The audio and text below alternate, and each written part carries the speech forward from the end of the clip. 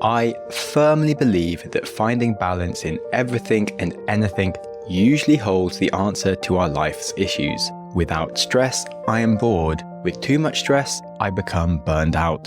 And the opposite seems to happen with holiday, or without food, you starve.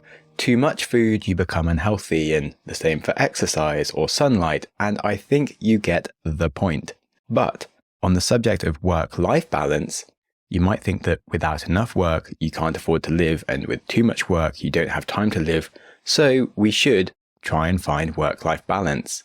But herein lies the overlooked problem that will be the subject of today's episode. Work-life balance is the wrong goal. Welcome to the Growth Mindset Podcast. I am Sam Webster Harris, and today I'm delighted to be sharing this mental model for life that was actually first brought to me by one of my favorite writers, Nat Eliason.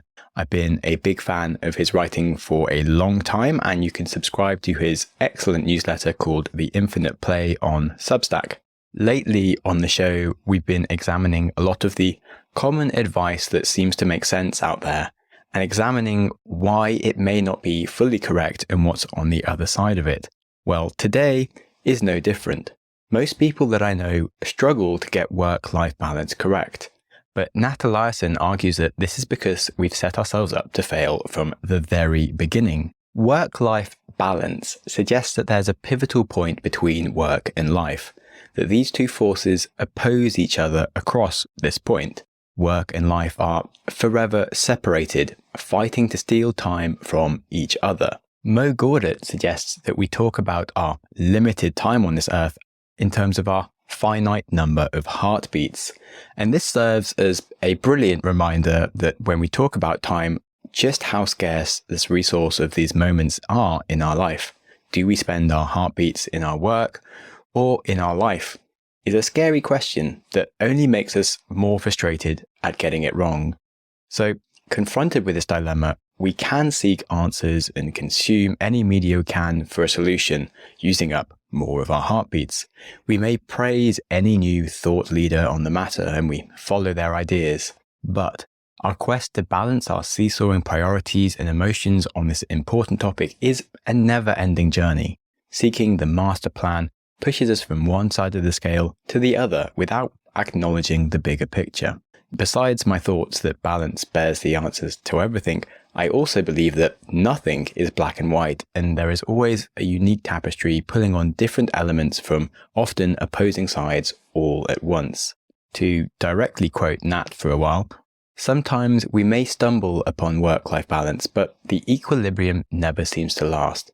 We settle into the new routine as a well-oiled machine for a season, but then the wheels quickly start to come off. Sand piles high on the work plate, and our daily sine wave of caffeine and alcohol magnifies with it. After a midday cry in the bathroom or an "I'm totally never drinking again for real this time" weekend, we must admit that the balance is broken and return to the trough of knowledge for a new solution. There is no solution though. The language we use to define the problem made it impossible to solve. Well, this sets us up to dig into the heart of the matter at point, which is language. I gave the example of Mo's idea for talking about heartbeats, because that makes us much aware of our time in a very relatable and personal manner, rather than the more elusive concept of time which applies to the entire universe. Well, words are really important. You may have read the book Words That Work by Frank Luntz. It's a genuinely brilliant read that may alter just how you think about basically the entire world around you. Luntz is a consultant who helps politicians and organizations use language to shift public opinion on important matters about the world. His research has been focused on the subtleties of words that we use and how they can shift an entire public consensus on whether or not to support an issue. So pretty heavy impacting things. And you probably noticed obvious forms of this, such as Trump deliberately labeling his rivals terms such as crooked Hillary or lying Ted or low energy Jeb. And just for the record, Frank didn't have any part of that. But the point is that words can really impact you, and they can be much more subtle than this. You probably use a term that Frank Luntz popularized, for example. He proposed the Bush administration change the use of the words global warming to the words climate change. At the time, it helped the climate catastrophe sound like less of a problem so that the Bush administration could avoid dealing with it entirely. In the end, it appears to have actually become a more accurate term. Just at the time, it was rather unhelpful in that it stopped us really thinking about it so badly or drastically. So changing public opinion and allowing politicians to not deal with it. And it's alarming to realize how manipulatable we are through slight changes in terminology. Luntz himself says that when we are in love, we are not rational, we are emotional. My job is to look for the words that trigger the emotions. We know that words and emotion together are the most powerful force known to mankind. So, when someone uses the right words on us, they can really change how we feel. Whether we click that article, support that cause, or change our own beliefs, words channel the way we think. And if words can affect much more than politics, they can certainly affect our mindsets. So my first lesson here is to be mindful of the effect that any language that you use or people use on you is examined. Words radically shift our view of the world, even in the places that matter most, which we think we may even have a good opinion on. But sometimes we haven't thought it through as much as we expect. The problem in the term work-life balance is the term balance itself. Please stay tuned for the great reveal of how to really get to the bottom of finding a more satisfying enjoyment of the rich tapestry that is your life, which does happen to include work and the Growth Mindset podcast, after the break.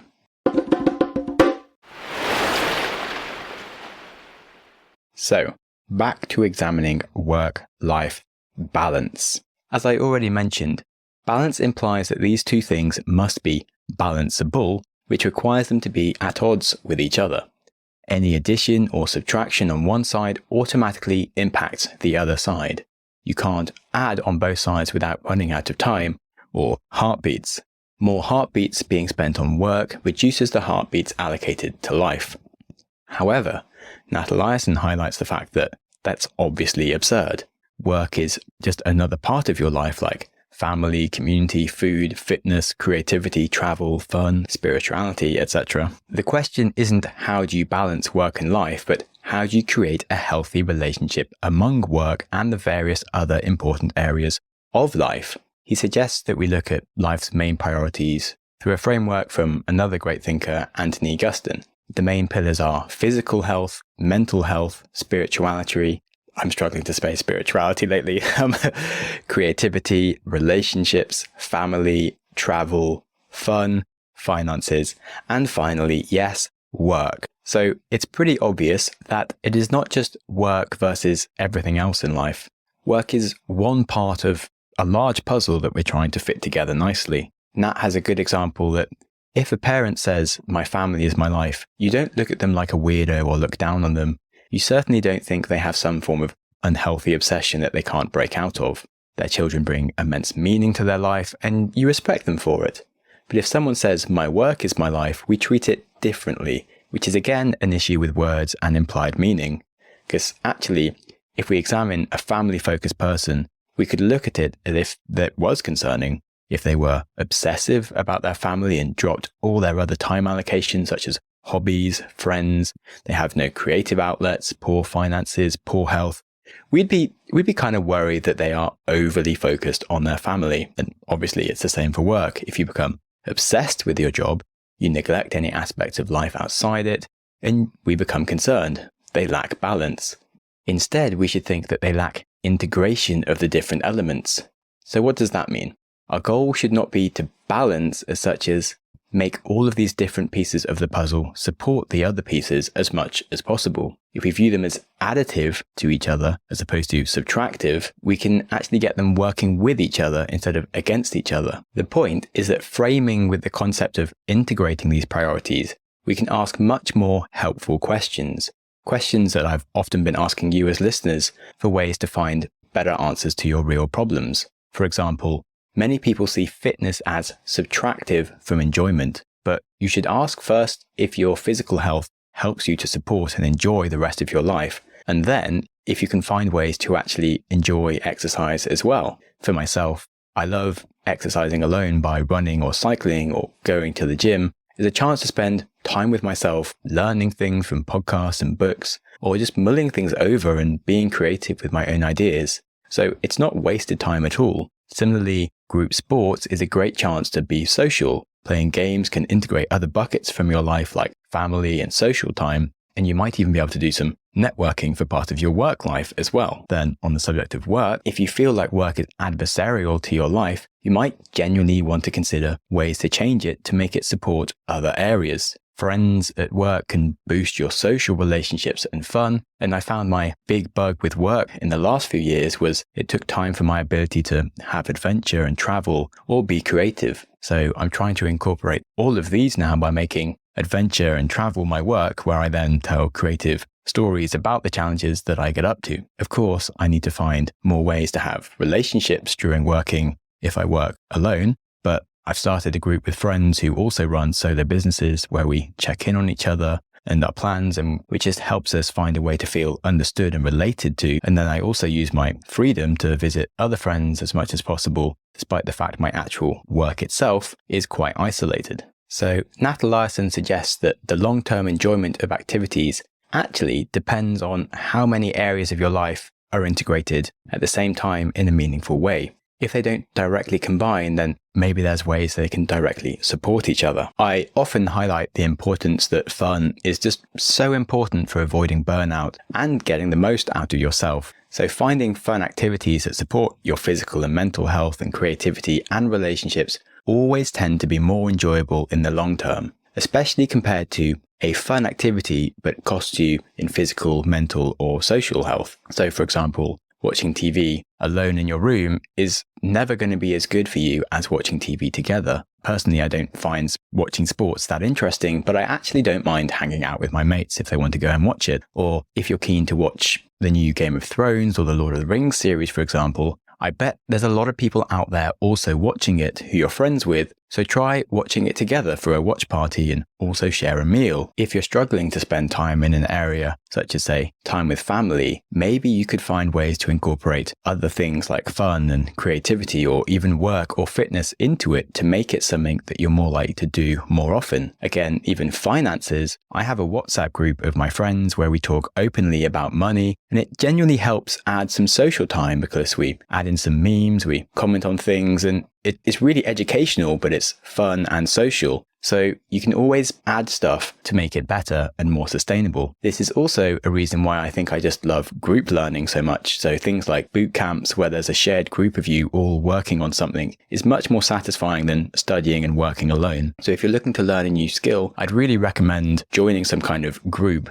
to learn something. This is probably one of the reasons why we look back so fondly on our time at school or university, for example. So bringing these things together, we find that bringing more of these life buckets together and finding ways to integrate them at once, the more full each activity in your life will tend to feel. Seeking ways to have fun and engage your community in creative ways that aren't perhaps hard on your finances will make it more enjoyable and more sustainable in the long term. We aren't seeking work-life balance as much as we're seeking a more integrated experience of all the components of our lives. Work is not to be balanced against everything else. It is one of many buckets in our life. For some of us, it might be the most important bucket if you're hardwired that way. But regardless, it's something that you should figure out how to best integrate with the other areas in your life in a healthy and supportive way. As I said earlier, nothing in life is truly black and white. It's always a unique tapestry pulling on different and multiple elements all at once. If you are experiencing some issues with balancing your priorities,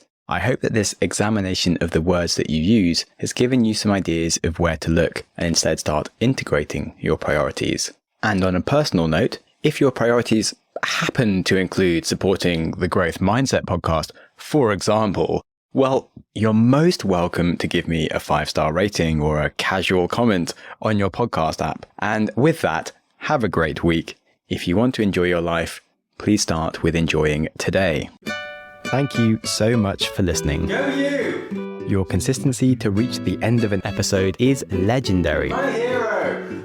If you have any ideas or feedback for the show, I'm always interested to hear from you. You're the best! Studies show we need time for information to sink in, so I'm going to give you a 5-second pause. Silence. to reflect on one idea from the show before you jump back into your busy life. Ready and go.